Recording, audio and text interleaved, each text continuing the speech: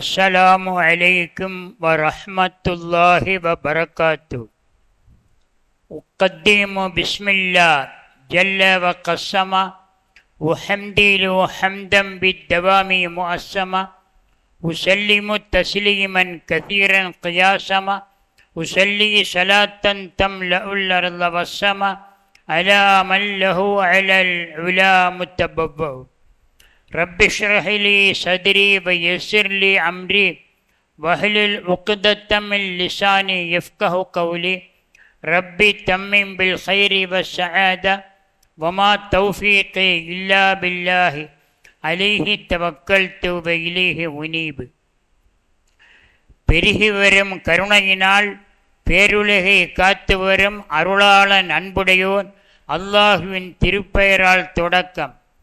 இருட்டினிலே இடறி விழும் இனத்தவர்க்கு இஸ்லாத்தின் பெரு விளக்கை காட்ட வந்த பெருமானார் கண்மணி நாயகம் ஸல்லல்லாஹு அலைஹி வஸல்லம் அவர்களுடையவும் அவர்களின் அன்பு தோழர்கள் அருமை குடும்பத்தார்கள் அவர்களின் புனிதமிக்க பாதையிலே வாழ்ந்த புண்ணிய பூமான்கள் அனைவரின் ஆத்ம ஆசையினையும் மனம் மொழி மெய் ஆத்மாவினால் வேண்டி விரும்பியவனாக தொடர்கின்றேன்.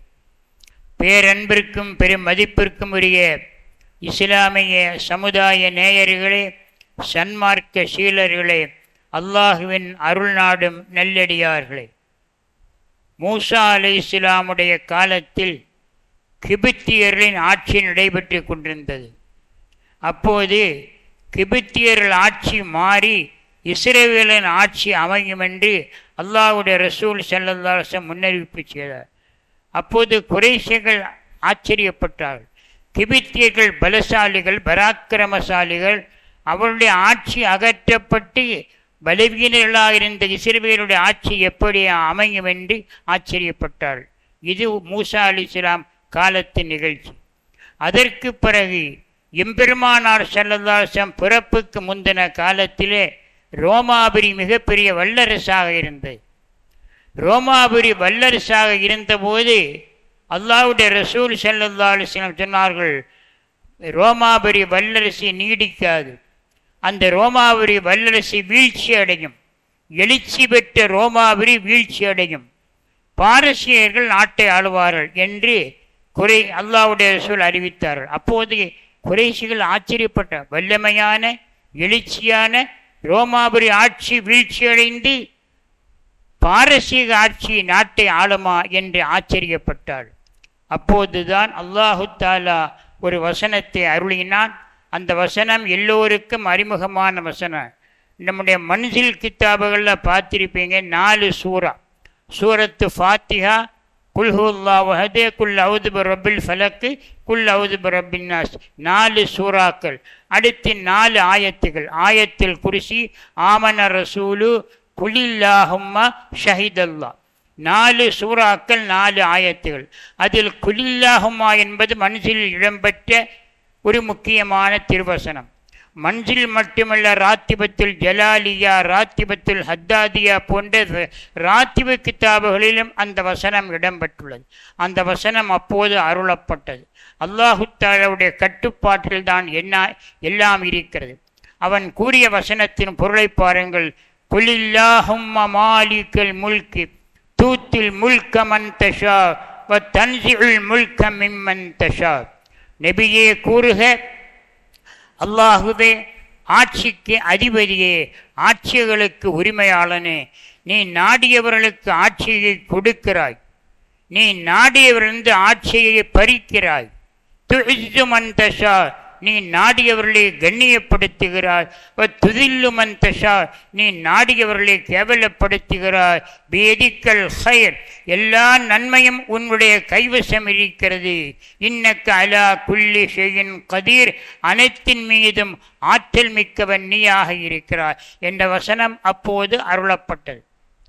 ஆட்சி, அதிகாரம் இவைகளெல்லாம் அல்லாஹ்வுடைய கட்டுப்பாட்டில் இருக்கு. அல்லாஹு யாருக்கு நாடுகிறானோ அவர்களுக்கு கொடுக்கிறான். ஆனால் இன்றைய தமிழ்நாட்டுடைய நிலை வித்தியாசமாக இருக்கிறது. கேரளாவிலே ஒரு ஆட்சி மாறி இன்னொரு ஆட்சி வந்தது. மேற்கு வங்கத்திலே ஒரு ஆட்சி மாறி இன்னொரு ஆட்சி வந்தது. தமிழ்நாட்டில் ஆட்சி மாற்றம் ஏற்பட்டது 70 விழுக்காடு 75 விழுக்காடு. ஆனால் பதவியேற்க முடியாத ஒரு சூழல் இருக்கிறது. எந்த நேரம் என்ன நடக்குமோ என்பது ஒரு வினாக்குறியாக வியப்புக்குறியாக அமைந்திருக்கும் நிலையை நாம் பார்க்கிறோம். இப்போது நாம் ஒன்றை புரிந்து கொள்ள வேண்டும். அல்லாஹு அவன் நாடியது நடக்கும். அல்லாஹு அல்லாஹு எல்லாம் உன் செயல் அல்லாஹு என்று அல்லாஹ் பற்றி அந்த காலத்திலே புகழ்பெற்ற ஒரு பாடல் எல்லோருக்கும் தெரியும். எனவே எல்லாம் அல்லாஹ்வுடைய செயல்தான். உன்னுடைய ஆற்றலை யார் அறிவார்? அல்லாஹ் உந்தன் ஆற்றல் தன்னை யார் அறிவார்? அல்லாஹ்வுடைய ஆற்றலுக்கு யார் அதை புரிந்து கொள்ள முடியும்? இப்போது ஒரு விஷயத்தை நாம் தெளிவுபடுத்த வேண்டும். ஆட்சி மாற்றங்கள் நமக்கு சாதகமாக இருக்கலாம் அல்லது பாதகமாக இருக்கலாம்.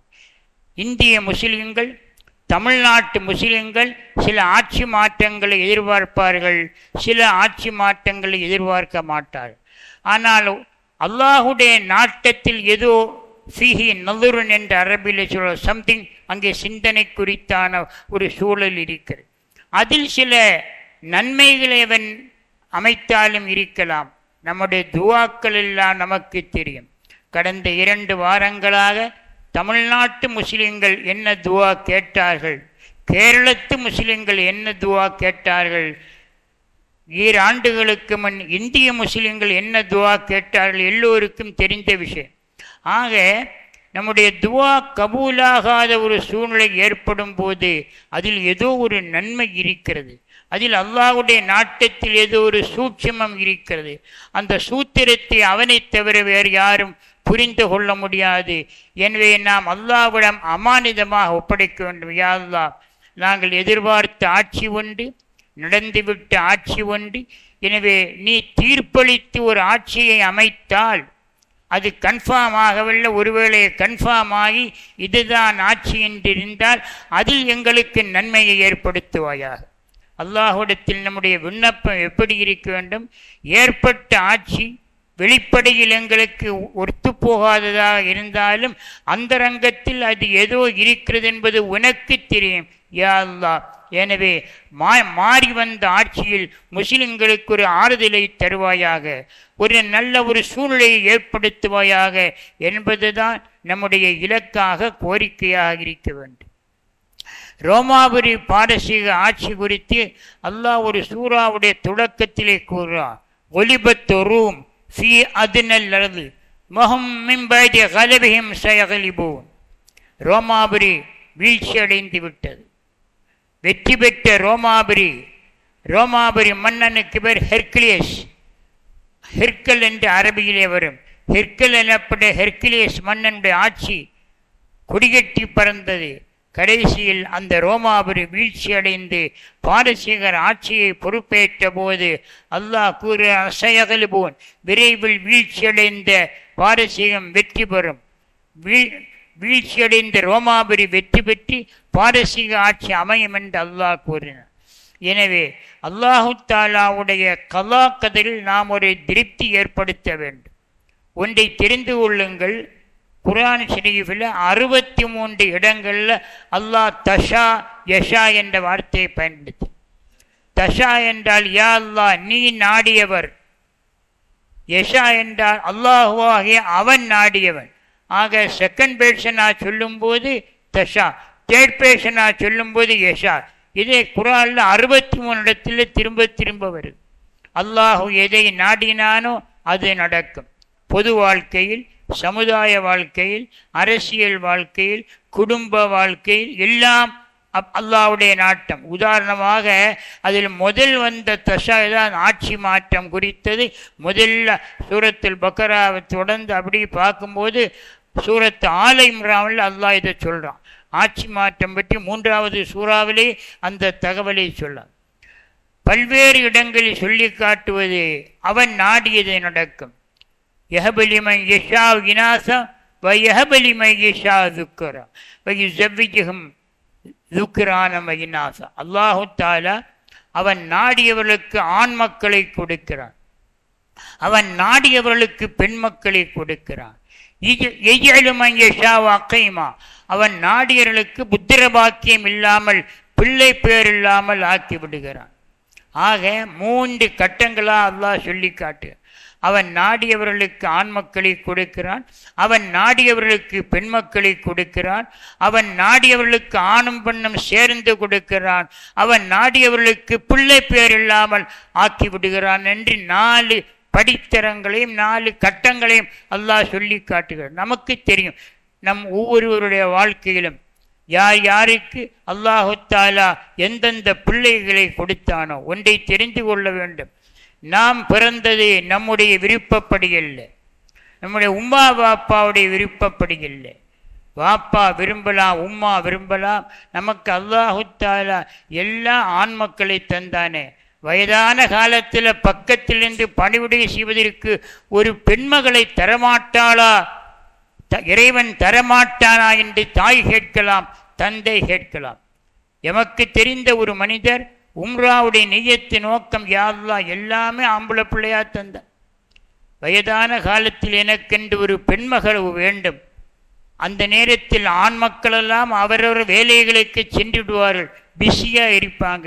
என் பக்கத்திலிருந்து பராமரிக்க என் மகள் அல்லவா இருப்பாள், மகன் இருக்க மாட்டானே. எனவே எனக்கொரு மகள் வேண்டும் என்ற பிரார்த்தனையை நேர்த்தி கடனை போல் வைத்து கொண்டு புனித உம்ராவுக்கு சென்று வந்தார். அல்லாஹ்வுடைய நாட்டம் அவருக்கு அதற்கு பிறகும் ஆண்மகவுதான் கிடைத்தது. சில நேரங்கள் சில சூழ்நிலை மாற்றம், யா அல்லாஹ் எல்லாமே நீ பெண்மக்களாக தந்தாய், எனக்கு பணிவிடை செய்ய வயதான காலத்தில் ஒரு மகன் இருந்தால்னா ஊருக்கு ஊர் சூழ்நிலை வேறு. அதிராம்பட்டினம், காயல்பட்டினம், கீழக்கரை போன்ற ஊருடைய சூழ்நிலை வேறு, மற்ற ஊர்களுடைய சூழ்நிலை வேறு. என்ன பெரும்பாலும் ஊர்களில் பெண்களுக்கு பிறந்த வீடு புகுந்த வீடு. ஆனால் காயல்பட்டினம், அதிராம்பட்டினம், கீழக்கரை போன்ற ஊர்களில் மாப்பிள்ளைமார்களுக்கு பிறந்த வீடு புகுந்த வீடு. சூழ்நிலை எதுவாக இருந்தாலும் நிலைகளை தெரிந்து கொள்ள வேண்டும். ஆண் மக்கள் உதவுவார்கள், பெண் மக்கள் உதவுவார்கள். எனவே ஆண் மக்களாக அமைந்தவர்கள் பெண்மகவு வேண்டும் என்று விரும்புவார்கள், பெண் மக்களாக அமைந்தவர்கள் ஆண் மக்கள் வேண்டும் என்று விரும்புவார்கள். சிலருக்கு அல்லாஹ் 2ஐயும் கலந்து கொடுக்கிறான். அடுத்து அல்லாஹு தஆலா சிலருக்கு பிள்ளை பேர் இல்லாமல் ஆக்கிறான். அதுதான் மிகப்பெரிய சங்கடம். எனவே அது அல்லாஹ் நாடியது. எனவே நாம் யாரும் நம்முடைய விருப்பப்படி பிறக்கவில்லை. நாம் விருப்பப்படி பிறப்பதாக இருந்தால் நாம் ஒவ்வொருவரும் நினைத்திருப்போம், நாம் இன்னாருக்கு பிள்ளையாக பிறந்திருக்க வேண்டுமே, இந்த படித்த அறிஞருக்கு பேரறிஞருக்கு பிள்ளையாக பிறந்திருக்க வேண்டுமே, மாட மாளிகையில் பிறந்திருக்க வேண்டுமே. நாம் நினைத்தது நடக்கிறதா? உதாரணமாக எடுத்துக்கொள்வோம். சென்னை மாநகரிலே அங்கப்பன் தெருவிலே சாலை ஓரத்தில் வேலையற்றுகிறது, குடிசைகளில் ஒட்டி இருக்கிறார்கள், சில திரைச்சீலைகளை போட்டிருக்கிறார்கள். அங்கே குழந்தைகள் சில நெழுகின்றன, புழுதியோடு அந்த பூக்களை போன்ற குழந்தைகள் நெழுகின்றன. எலிகள் அந்த புதர்களிலிருந்து வெளிவருகின்றன. அந்த அங்கப்பன் தெருவில் நான் முதலாக சென்றவுடன் இதுவும் ஒரு வாழ்க்கையா? சாலை ஓரத்தில் இந்த வேலையற்றவர்களுக்கு வீடு இல்லை, திரைச்சீலை இருக்கிறது, எப்படித்தான் இவர்களுக்கு வாழ்க்கை அமைகிறதோ?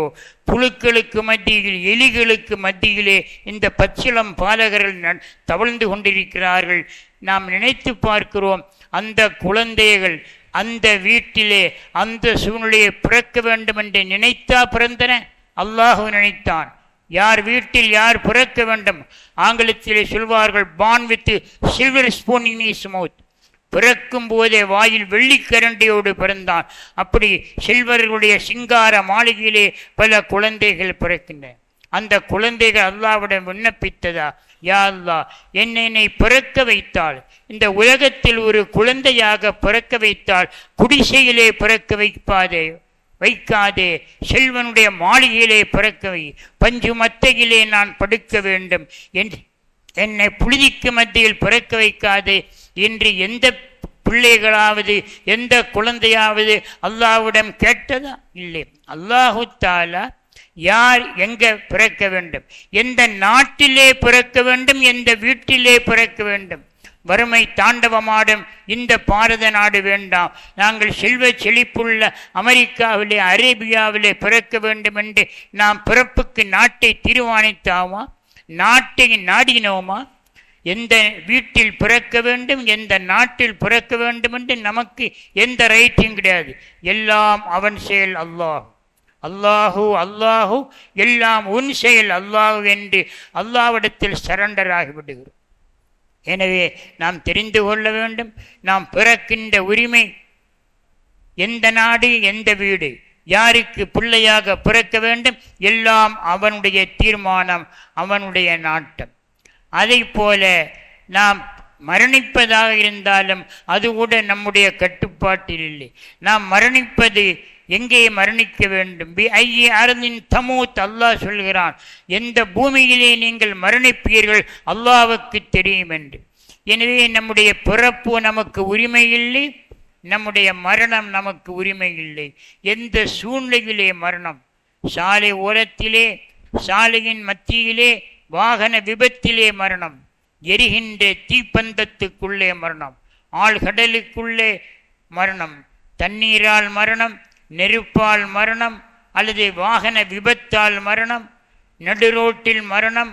இதையெல்லாம் பார்க்கும்போது நம்முடைய மரணத்துக்கு நமக்கு யாரும் பக்கத்தில் இல்லாமல் இருக்கிறார்.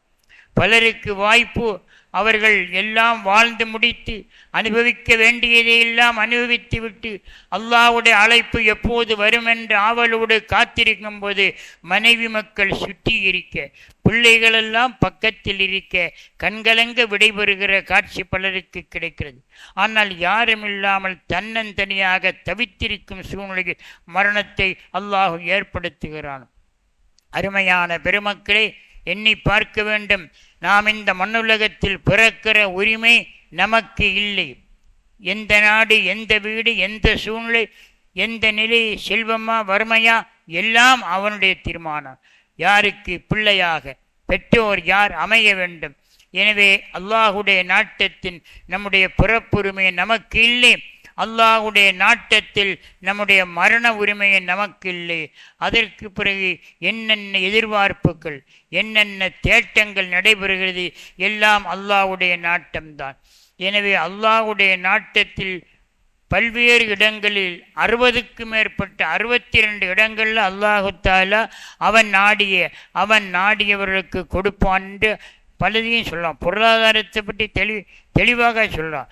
அதாவது அல்லாஹு தாலா அவன் நாடியவர்கள் எபுசுத்துமங்கேஷா எக்குதரு அல்லாஹு தாலா அல்லாஹு எபுசுத்து ரிசிக்க, அல்லாஹு உணவனுடைய விஸ்தீர்ணத்தை, பொருளாதார வளத்தை யாருக்கு ஏற்படுத்துவான்? லிமங்கேஷா, அவன் நாடியவர்களுக்கு. எனவே சீமான்கள், செல்வந்தர்கள், பணக்காரர்கள் நம்மிலே இருக்கலாம். இது அல்லாஹ்வுடைய நாட்டம். பரம ஏழைகள் நமக்குள்ளே இருக்கலாம், அல்லாஹ்வுடைய நாட்டம். எனவே அல்லாஹ்வுடைய நாட்டம்தான் நம்முடைய பிறப்பை தீர்மானிக்கின்றன, நம்முடைய செல்வ சூழ்நிலையை, வளத்தை தீர்மானிக்கின்றன, நம்முடைய வறுமை நிலையை தீர்மானிக்கின்றன. இதைப்போல் அல்லாஹு தாலா குறிப்பிட்ட அம்சங்களில் ஒன்றுதான் ஆட்சி மாற்றம். எனவேதான் அல்லாஹ் சொல்கிறான், யா அல்லாஹ், நீ நாடியவர்களுக்கு ஆட்சியை கொடுக்கிறாய். ஆட்சியை அவன் கொடுப்பது அவன் நாடியவர்களுக்கு. ஒட்டுமொத்த முஸ்லிம்கள் ஒன்றாக துவா கேட்டாலும் அல்லாஹ்வுடைய மாஸ்டர் பிளான் ஒன்றாக இருக்கலாம். அவனுடைய மாஸ்டர் பிளானில் என்ன நடக்க வேண்டும், அதில் ஏதோ சம்திங் பெனிஃபிட் இருக்கலாம். ஆக அவன் நாடியது நடந்து விட்டது. இனி நம்முடைய துவாக்கள் எப்படி அமைய வேண்டும்? யா அல்லாஹ், ஆட்சி மாற்றம், மக்கள் ஒன்றை நினைத்தார்கள், நீ ஒன்றை நினைத்தாய், நடந்து விட்டது. அல்லது நடக்குமா நடக்காதா என்ற ஐயப்பாட்டுக்குள்ளே இருக்கிறது. நடப்பதாக வைத்துக் கொள்வோம். ஆளுநர் புதிய ஆட்சியாளருக்கு பொறுப்பை ஒப்படைப்பதாக வைத்துக் கொள்வோம். அதற்கு பிறகு யா அல்லாஹ், நீ நாட்டத்தை வெளிப்படுத்தி விட்டாய், ஆட்சியை ஒப்படைத்து விட்டாய், நீ மனமாற்றத்தை ஏற்படுத்து. மாற்றம் ஏற்படுத்தியவன் மனமாற்றம் ஏற்படுத்த வல்லவன் அல்லவா? குலூபில் இபாதி பைன இஸ்பஇ ரஹ்மான் யுஸர்ரிஃபு கைஃப யஷா. அல்லாஹ்வுடைய ரசூல் ஸல்லல்லாஹு அலைஹி வஸல்லம் சொன்னார்கள், மனிதர்களின் மனங்கள் எல்லாம் அல்லாஹ்வுடைய 2 விரலுக்கு மத்தியில். அடியாருடைய மனங்கள் பைன இஸ்பஇ ரஹ்மான், இரண்டு விரலுக்கு மத்தியில் யுசர்ரிஃபு கைஃபேஷா, அவன் நாடியவாறு திருப்புவான். அல்லாஹு தாலா வாக்காளருடைய மனங்களை மாற்றினான். மாற்றும்போது அது எப்படி அவனுடைய கட்டுப்பாட்டுக்கு அருமையான உதாரணத்தை பாருங்கள். இரண்டு விரலுக்கு மத்தியில் இருக்கிற பொருளை ஒரு மனிதன் எவ்வளவு இலகுவாக அப்படியும் இப்படியும் புரட்டுவானோ அதை போல அல்லாஹ் புரட்டுவான். எனவே யா அல்லாஹ், வாக்காளருடைய மனங்களை மாற்றினால் உன்னுடைய வல்லமையின் அடிப்படையில் உன் இரண்டு விரலுக்கு மத்தியில் இருப்பதை விருப்பம் போல் புரட்டுவதைப் போல் புரட்டக்கூடிய வல்லமை உள்ளவென்று உன்னுடைய திருத்தூதர் ஸல்லல்லாஹு அலைஹி வஸல்லம் உன்னை பற்றி எங்களுக்கு விளக்கினார்கள். அடியார்களின் மனங்களை புரட்டும் அல்லாஹ் ஆட்சியாளருடைய மனங்களை புரட்டுவாயாக. வாக்களித்தவருடைய மனங்களை புரட்டி சூழ்நிலை ஏற்படுத்தினால் வாக்களிக்கப்பட்டவர்கள் ஆட்சி பொறுப்பில் அமர்ந்த பிறகு அவர்களை முஸ்லிம்களுக்கு சாதக சாட்சி ஆக்குவாயாக, சாதக ஆட்சி ஆக்குவாயாக. ஒரு நிலை நமக்கு தெரிகிறது, நான் விரித்துரைக்க நேரமில்லை. நமக்கு எதிரிகளோடு கூட்டுறவு வைக்கவில்லை, நமக்கு உடன்படாதவோடு ஒத்துழைப்பு நடத்தவில்லை. ஆக நமக்கு எதிரி என்று அடையாளம் காட்டவளோடு ஒட்டாமல் ஒதுங்கி நின்று ஆட்சி பொறுப்பு கிடைத்தது. இனி யா அல்லாஹ், இனி எந்த நாளிலும் பழைய எதிரியை நாம் எதிர்பார்த்த எதிரி என்று எண்ணக்கூடியவரோடு புதிய ஆட்சியாளர் ஒட்டாத ஒரு சூழ்நிலையை நீ ஏற்படுத்துவாயாக. வல்ல ரஹ்மானே, இந்த நாட்டில் முஸ்லிம்கள் மானத்தோடும் மரியாதையோடும் வாழ வேண்டும். அவருடைய உரிமைகள் பாதுகாக்கப்பட வேண்டும், அவருடைய உணர்வுகள் மதிக்கப்பட வேண்டும். அத்தகைய உன்னதமான சூழ்நிலையை இந்திய முஸ்லிம்களுக்கு, தமிழ்நாட்டு முஸ்லிம்களுக்கு எல்லாம் அல்ல ஏகநாயனே தந்தருள் புரிவாயாக என்ற பிரார்த்தனை நான் இப்போது நாம் அல்லாஹ்விடம் கேட்பது. வல்ல ரஹ்மான் நம்முடைய துஆக்களை கபூல் செய்வானாக. புனிதமிக்க மாதம் நெருங்கி வருகிறது. ஹஜ்ஜிக்கு பயணம் செய்ய ஆயத்தமாகுங்கள். ஆயத்தமானவர்கள் மனதுக்குள்ளே இந்த மாதத்தில் எண்ணம் வைத்துக் கொள்ளுங்கள். அல்லாஹு தஆலா காண கண் கோடி வேண்டும் கஅபாவை எனப்படும் அந்த கண்ணிய கஅபாவை காணுகிற வாய்ப்பை கண்மணி நாயகம் ஸல்லல்லாஹு அலைஹி வஸல்லம் புனித ரவுலாவில் ஜியாரத்தை செய்கிற பாக்கியத்தை தந்தருள் புரிவானாக. ஆமீன் யா ரப்பல் ஆலமீன். வ ஆஹிர் தஅவானா அனில் ஹம்துலில்லாஹி ரப்பில் ஆலமீன்.